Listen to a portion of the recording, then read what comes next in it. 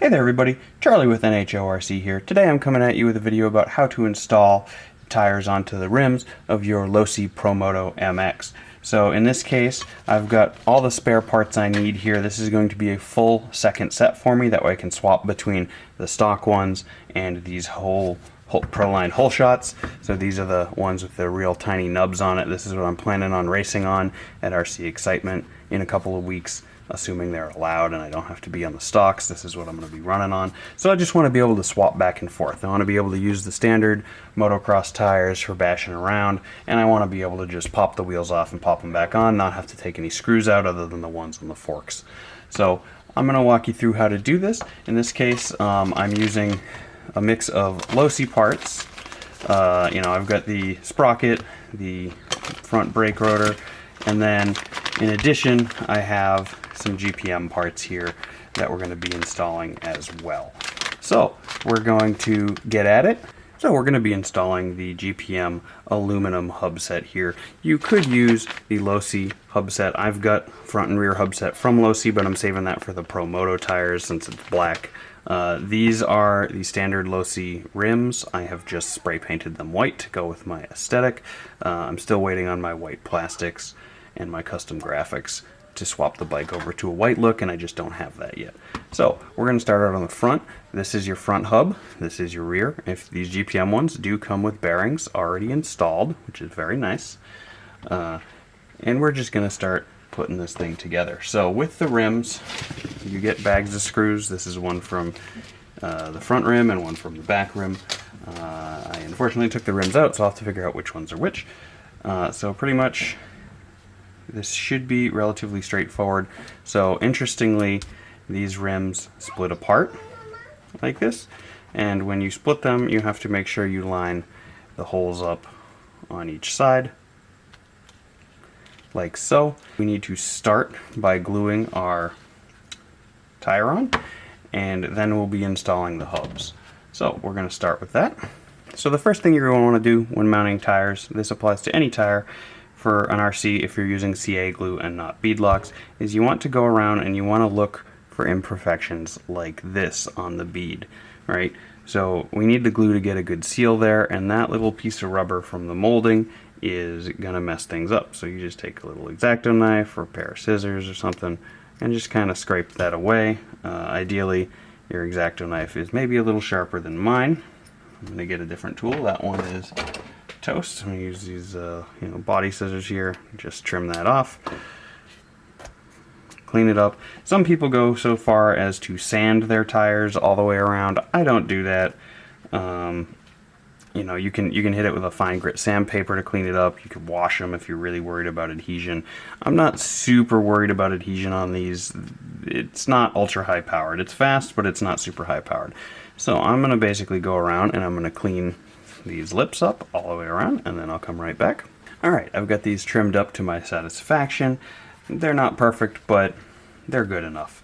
So there's two ways you can build these rims, or mount tires to these rims. You can do it split in half, basically put the tire on this half and then kind of sandwich them together, which I think is what they intend for you to do. I don't see any other reason why you would offer a split design like this, other than maybe if it's a strength thing. But I think that's kind of a pain in the butt. I was playing with it off camera to figure out the best way to do it, and I don't think that's the best way. So what I'm going to do is I'm going to screw this together first, and I'm going to slide the tire over the the rim. The screws that come with the rims are the same front to back, so if you get the bags confused like me, don't worry about it. These simply take a 2mm driver, and you're just going to get them stuck in your rims. Is you're just going to simply take these and you're going to screw the two halves together. So this is plastic, you don't need Loctite, and they're going to be a little tough because you're going to be cutting the threads. Now anytime you're screwing into plastic like this, you don't need to go crazy tight and don't get it tight initially. So we've got 6 different ones here. You want to go across the rim back and forth until you're nice and tight. It makes your pressure nice and even, and We'll make sure everything is lined up. This lines up pretty well, so it's probably not super necessary, but it's a good habit to have. Yeah, I feel like even my two-finger method on this might be too much. We can see on the back sides that the screws are poking all the way out. So I'm going to go ahead and I'm going to put all of these screws in on both the front and the rear, and we'll come right back. Alright, I've got all of these in. Now, I want to say be very careful with your screw tension on these. These feel very, very easy to strip because they're cap heads and these aren't recessed. I think you could easily spin these threads out. So what I would suggest you do to tell what the proper tension is on these is take your bit and stuff it in one of your existing ones before you take it off and give it a bit of a turn. That way you can, kind of feel how tight you're supposed to go. My two-finger method where I kind of just pinch and twist isn't going to work on this, just because even that, it's pretty easy to rotate. So next up, we're going to do our tire. Now it varies front to back, so we're going to start with the front tire. It's a little easier, I think. As you can see, the front is obviously the bigger one, and the front only has a single channel versus the rear, which is smaller but thicker and has a pinch channel. So we'll do the rear second. So what we're going to do is we're going to basically kind of just force this around. So the inner channel here is for your foam. You can see the foam has cutouts for it, so you want to make sure that that foam is inside here. So what we'll do is we're going to get it pretty close first, and then we're going to kind of massage it into place properly. And again, you could do this with the tire split. Then you have to try to pinch everything together. I don't think that's the easiest way to do it. So we got the side I was pushing on from right there. Be careful not to push too hard. You don't want to rip. So this side, right, we can see it's all kind of jacked up still. So what we're going to do is we're just going to kind of like pinch and roll this over like so until the tire is all the way around like that. So now what I'm going to do is I'm basically going to try to lift this back like that and look to make sure my foam is seated properly. So here you can see the foam isn't really seated properly, so I need to push the foam over and down, make sure it's properly seated. Alright, it seems pretty closely seated on this side. So I'm going to do the other side. This one looks pretty good so far. Okay, so that side was good. So before you get to gluing, right, you want to kind of just feel the tire and make sure everything feels nice and uniform. It does. That's great. Before I start gluing, I'm actually going to get the other tire mounted up. That way I don't have to stop gluing in the middle. If you're familiar with super glue, you know how miserable the stuff is to work with. So I'm going to do the same thing with this side, as I'm just going to kind of force the tire over. Again, don't push too hard. You don't want to rip anything. So alright, and this one, remember, we've got these channels on each side, so we need to ensure that the rubber, and only the rubber, is sitting inside this channel. So, this one's going to take a little more massaging. So we have to first seat that rubber, and then we got to go back again and check to make sure that the foam is properly in. So I think I've got it seated most of the way around here. And I'm not going to spend too much time ensuring it's perfect, because what I'm going to do now is I'm going to check my foam again and make sure it's sitting. In this case, I really want to make sure it's not down in that groove where the rubber's about to go. That side's good. Let's see this side. Okay, so my foam's a little off there. Fix the foam all the way around. Yeah, so this one, on this side, it was kind of lipped up and over into where the rubber's supposed to go, which will make our gluing job much harder. So we're just pushing that back. Alright, now what we're going to do is we're going to seat our rubber exactly how we want it, which again needs to be down in that ridge, that trench if the rubber is not in that trench, it's not going to adhere right, and we're going to do the same on the other side. Okay, so that's all the way around. Again, before I do anything else, I'm going to look for imperfections where it looks particularly out of whack.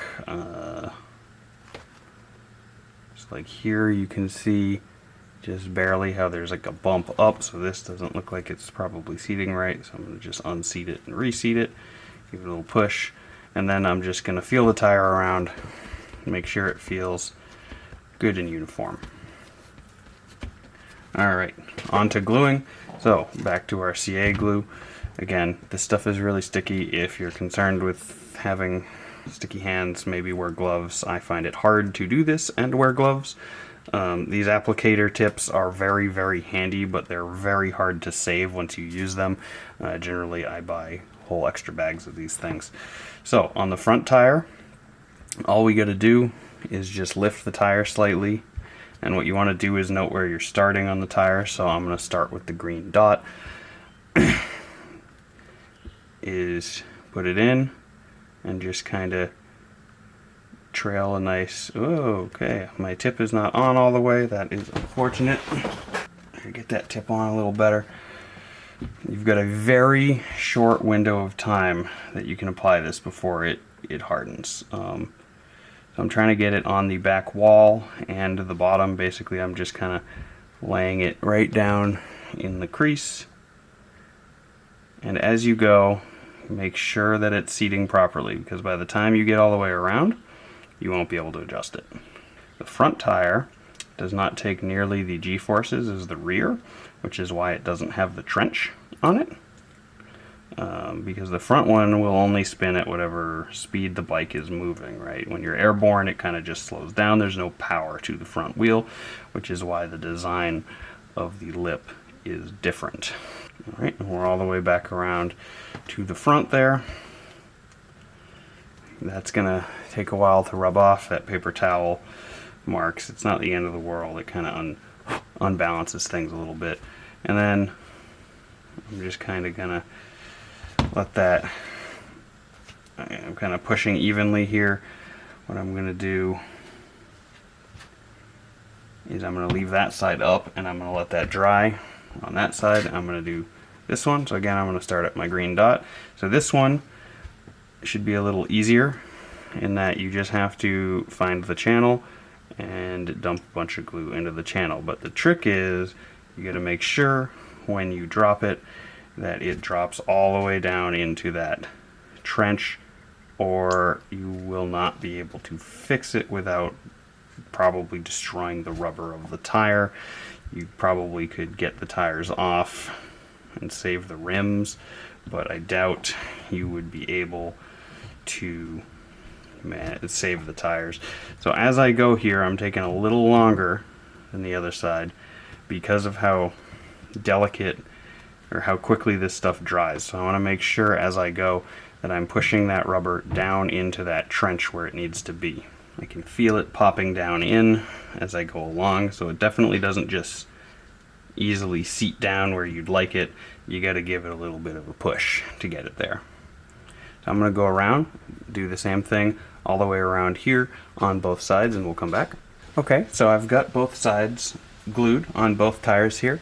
Now there's one extra step you can do if you want a little more securing. So it's not really going to work on the front tire on this one because of how flush it is, although you could try it. Again, I'm not overly concerned with the front coming off. So what you want to do is, with it completely finished, and this will be a little visible, but it will also help the tire adhere. If you take your super glue, and all I'm going to do, right, is you've got this very fine lip between the rubber and the rim, is you want to trail some super glue all the way around, some CA glue, some tire glue all the way around, just like this, just a thin bead into that crack, and that's going to, whoops, and you don't want to drip it like that. It's just going to help it hold a little bit better. It'll make it more resistant to getting, rocks in there, sand, or whatever, things that might bother any of it. Alright, so that one's all the way down around on that side. I'm going to give it a minute or two to set up, and then I'm going to flip it and do the other side same way. So if you're doing this build with the GPM parts and not the Losi kits, right? So these Losi kits have everything you need in them. So if you've bought the GPM hubs, obviously you'll need things like your brake caliper, which comes with some of the screws, or the rear sprocket, depending on the front or rear. What the GPMs don't come with is all of the regular bolts. So all of the screws. So I'm cannibalizing the Losi kit for now that I was saving for the Promoto, and combining it with my aluminum hubs. And when the Promotos come in, I'll see if they sell just these screw kits for the front and rear hubs. These do have the bearings in them too, so maybe I'll end up with spare bearings. But yeah, so I'm going to basically cannibalize this. So for the front, what we need is we need the smaller hub, and we need the brake rotor assembly for the front. Alright, so for the front wheel, I've got my brake rotor kit and my existing screws. Again, obviously, if you're just swapping a dead tire, you'll have removed all of these and you'll know exactly where they go. So with our front aluminum kit here, we drop it in and we line it up. So the simple side is this side. This is just simply screws directly into the metal. So because with the aluminum kit you are going into metal, you need Loctite as standard. I'm going to find my Loctite because it appears to be missing. As stated, we're going to be using the screws from the Losi kit that I cannibalized. So the kit I cannibalized, these are the rears, these are the fronts, the shorties are the fronts. Obviously, if you're just simply removing the screws from your existing one, you'll know exactly where they go. So get your Loctite, blue Loctite, don't use red unless you want to throw everything away. Little dab. Whoa, too much of a dab. I'm not going to go tight yet, since there's a star pattern. Whenever there's a star pattern, tighten in the star pattern. Now, because these are going into aluminum, I can now do my 2-finger pinch. So I'm going to tighten them all down, going across till I can't move them while holding with 2 fingers. And what I do is I go all the way around just to make sure I didn't miss any. There we go. And that side is done. So we flip the whole thing over. Now we're going to install our brake rotor. So the side that has the kind of fancy black part a little bit visible is going to go up. You want the completely flat side to go in. So these are fancy pieces that have this very fancy little screw with this big head on it. That's because the brake rotor is supposed to free float within it. So you want some movement like this once it's installed. So we're going to put that over the top, and it's just going to be the same star pattern again. I want to go far enough in with these initial 2 that it can't slip out of place. You don't want to pinch the brake underneath. Oh, actually, looking at this half of the aluminum GPM hub is not threaded, so I'm actually just going into plastic here, so I don't need the Loctite on this side. If you put it in, it's not the end of the world. It's just not required. Alright, so this is my last one, so I'm going to tighten it down. Knowing that I'm tightening into plastic, we definitely want to use our 2-finger method, and we want to tighten in our crisscross star. Alright, and with that complete, this should float. This is what we're looking for, is you want that wiggle there. That helps keep the brake caliper and the wheel in line. That way, if there's some flexing going on, right, it can still apply the brakes. So that's what we want. The front is done. This is ready to be installed. I'm not going to be installing it on the bike at this point. However, that's very simple. All you got to do is take the hub bolt, the axle bolts out, front or rear, and slide them in the opposite the way the other ones came out. So we'll put that guy to the side. Next, we're going to do the rear. Uh-oh. That's not good. That's not good. I've glued my tire to my workbench. So if you just pull real hard here, it will ruin the tire. this workbench mat is also probably irreplaceable, but I'm far less concerned about that. It is a workbench mat. Alright, I got my tire off my mat. I didn't lose too much rubber here, but there's definitely some bits of rubber still stuck to my mat, so those couple of treads are pretty thoroughly clogged. They might spin out as time goes on. Not really anything I can do about it now. Be careful about how you put your tires down to dry if you've got a lot of glue there. So that glue is actually still wet. I should probably wait to put the next part in, but I don't have time to do it later, so we're gonna do it now. So you want the small side down with your nice shiny aluminum hub, and we're gonna drop this guy in. So on this one, we have stuff on both sides that needs to be installed. So we've got the fake brake on one side and the sprocket on the other. Alright, not having the full kit is a big pain in the butt, so just be super aware if you're buying aftermarket aluminum parts that they don't come with the right bolts. I think Losi's either expecting you to buy the full kit, which comes with the bolts, or they're expecting you to be reusing the existing bolts that are on the bike. So what I did is I went into my handy collection of every screw on the planet. Between this and all these spare ones I have from other builds, I was able to find some 10mm here that these are stainless, but they're the same as the ones that come in the full kit. So these short ones are going in the side with the fake brake, and the longer guys are going in the side with the sprocket. So our fake little brake here, one side's more detailed than the other. That's the side you want facing the tire, and that's the side you want facing the motorcycle. So in this case, we are indeed going into aluminum. So we Loctite all of these, and we're just gonna attach these, spin them in. I'm just gonna put these in a star, just like the other side. There you go. That's what that should look like. Obviously, if you're using your non-stainless, you'll have black bolts, but that's in there nice and good. I really like the look of the white rim behind the silver rotor. I think it looks really good. So now on this other side, we need a sprocket. Again, if you're reusing your sprocket, that's fine. If you got a new one, right, you can either buy these individually like this,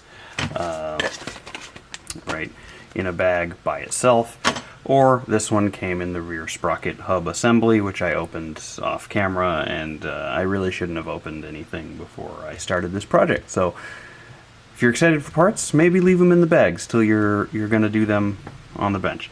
So this doesn't have a direction. Either way is fine. It's just going to slot on there, and then these are going into plastic, so we don't need Loctite. So I'm just going to grab the longer bolts from the kit and run them in just like we've been running everything else in. Put it through, give it some force to cut your threads. So I'm going to put all of these in and I'll come right back. Gotten the sprocket on the rear wheel. With that, we're all done. Obviously you need to install them onto your bike. I'll put a link up in the corner to my chain tensioning video, which will show you how to install the rear. It's very simple. Only needs 2 screws, 1 bolt. Very easy, basically. Just take the bolt out, push the wheel forward to let the chain go, slide it out, and then if you're, like me and you're going to be racing this thing, you probably want the hole shots, this wonderful tread pattern. So I'll basically just keep these as my racing tires. Nice white themed. It's the only white set of rims I have right now to go with the theme once I get my white plastics for this guy. And yeah, it looks great. You can't see as much of the hub as I thought you'd be able to. Obviously you can kind of see it through the side there, but really for an aluminum hop-up, I mean that side looks pretty cool. It's got these kind of channels you can see through. Same on this one, it's got the channels you can kind of see through. But overall, for an aluminum hop-up, it's not super visible. So if you're one who's mostly just trying to make the bike look really cool, this might not be the thing for you. just, yeah, I mean, you can see it in there obviously, but really not super visible. So yeah, it is really nice though. This GPM, the machining is all very good. I wish they had included the screws. That's the main thing. Is if I didn't have huge boxes of screws from building all kinds of RC cars, I would have had to go order screws or take them out of the existing bike, which kind of defeats what I'm trying to do here, right? Is I just want to be able to pop the axle out, pull that out, stick this in, put it back on, and go. I don't want to be taking 12 bolts out of every one to do a tire swap.